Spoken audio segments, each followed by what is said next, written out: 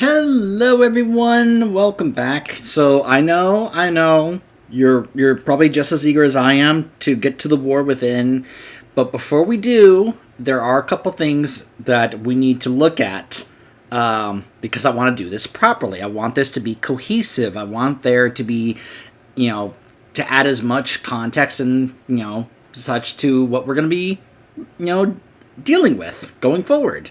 And I like knowing why we're doing certain things, And so Blizzard has released a couple things that we need to look at. One of which I have seen, one of which I have not. The one I have seen is the one we're going to be watching now, which is called Threads of Destiny, which is mainly going to be focused on what's going on in Xal'atath. What is going on with the Nerubians in Xal'atath? I have already seen this, so I may stop and pause and talk about things in between, just a heads up. This is not a first-time reaction, okay? You're going to get that in the next one, because I actually have not watched the other one we're going to be watching in the next video. But this one we have watched, so I will try to also add any extra little bit that I may or may not know. So, yeah, let's go ahead and get started on this.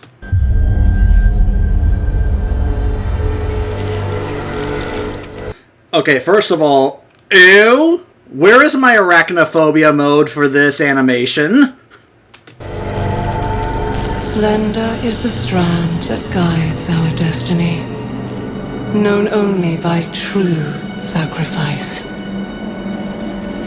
In our kingdom of Xal'atath, no one understood this sacrifice more than Queen Neferis, my mother. I saw this when the Black Empire came to conscript us for their last stand at Ny'alotha. To clarify what she's saying here, this is not the original Black Empire from thousands of years ago. This is actually at the end of Battle for Azeroth, after N'Zoth got released at the end of the Eternal Palace raid, and we were then having to go into Ny'alotha to deal with N'Zoth and the remnants of his Black Empire. So I also want to remind you guys that means, because I was checking the timeline, we got to remind ourselves that quite a few number of years pass in between expansions. Now, sometimes it's just 1 year. In the case of Shadowlands to Dragonflight, it was actually 5 years. So based on what I was looking at on the timeline, I just quickly looked at the timeline according to Wowpedia. It's been about 7 years from the end of Battle for Azeroth to the beginning of War Within. So, from what I understand, this is taking place 7 years ago at the end of Battle for Azeroth, just to clarify, in case anyone got confused about this. My mother refused them. For this treachery, your line will sever itself. This kingdom will wither with the waning of your worth.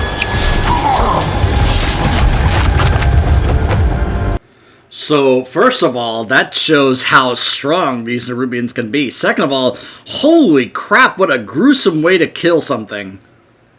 Just think about that.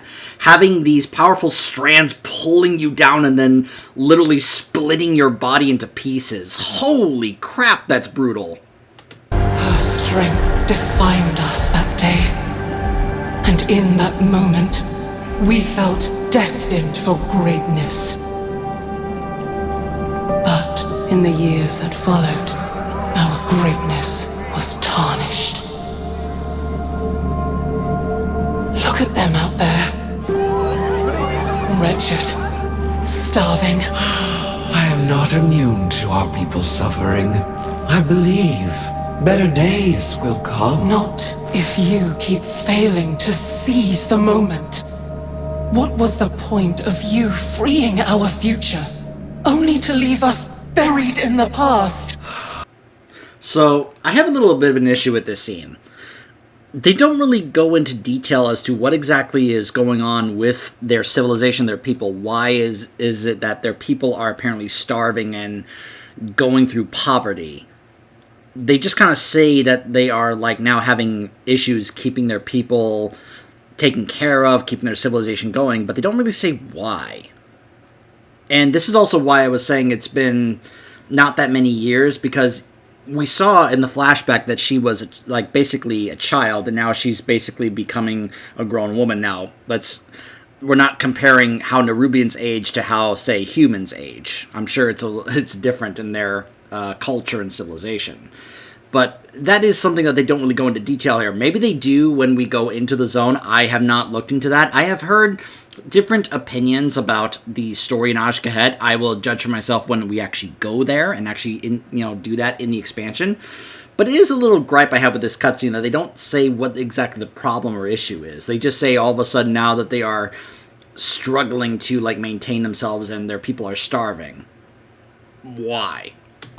You comprehend so little. There is much for you to learn before you can be queen. Mother! Mother!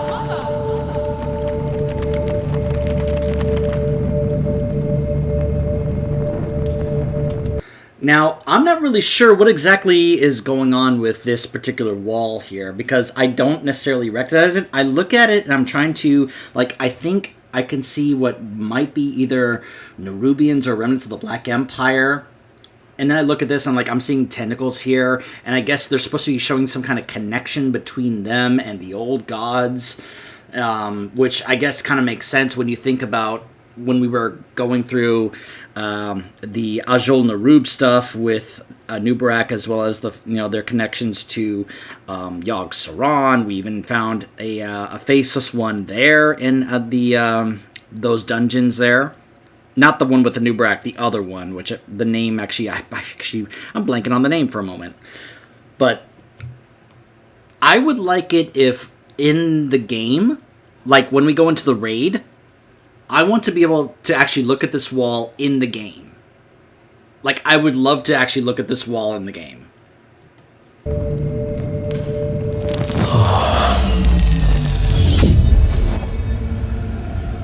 Ansarek? Are you seeing this? You have heard my voice in your dreams, Great Queen. My Naifu. The Harbinger.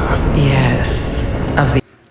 Can I just say, the way she came out of the wall there, oh my gosh, that was amazing. The empire that was. But the old gods are dead. The empire lies in ashes, and a shadow has fallen on your kingdom.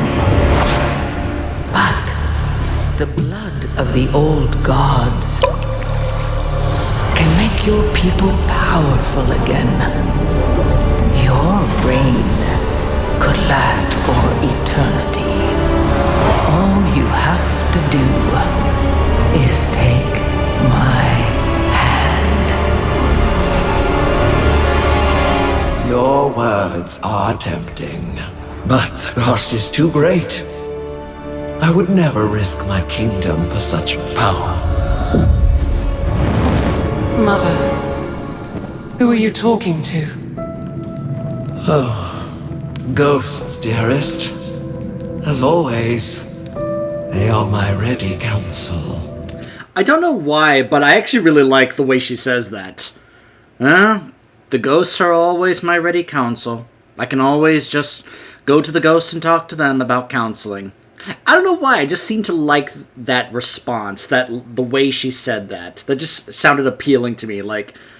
It's almost like a way to describe how sometimes we don't necessarily go to an actual person to talk to about something that's bothering us. We just kind of go in isolation when we kind of start talking to who we think is there, not necessarily expecting a response back. Now, of course, she was talking to Xal'atath, yes, but it's just kind of a funny way that she says that I find appealing. The idea of, anyway. I'm not sorry for what I said. I only want our people to be great once more. Greatness is fleeting. I like how she says that. That's another thing I like that she says there. That quote, greatness is fleeting. And it's true. And this is something that I find myself asking Ansarek. You keep saying you want them to be great. What exactly do you mean by that? when you keep bringing up greatness and you keep bringing up destiny, but what exactly are you getting at? What exactly are you trying to say there? Like, what does that mean to you? You're not being very specific. You're just kind of being vague about that. And this is where you can see the difference between someone who is young and doesn't quite understand some of these things versus someone who has been around for a while and does understand some of these things. That you can see the difference here between someone who is up and coming and someone who has already been through the ringer for a long time, like the current queen is. What we must do now is endure. Your time will come, child, but only when you are ready. What have you done? You're not the only one seeing ghosts, Mother. How sad to have a queen so wise. Oh my gosh, that smile. Oh my gosh, that evil smile from Xal'atath. If we thought she couldn't be evil, oh dear lord, that is terrifying. Oh my gosh. And yet so ignorant to the call of destiny. Her name is Xal'atath. You had your chance, Mother. With this power, Ashkahet is unbound. We will rise.